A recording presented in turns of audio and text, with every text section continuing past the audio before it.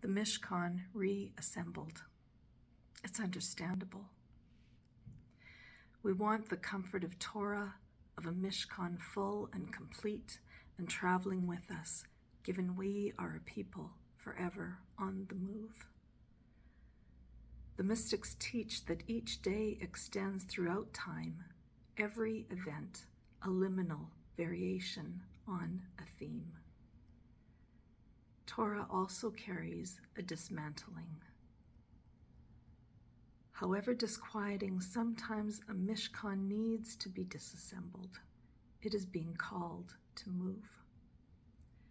Sometimes the best each of us can do is be responsible for the safekeeping of one small yet beautiful and necessary part over terrain somehow familiar, although not yet fully known.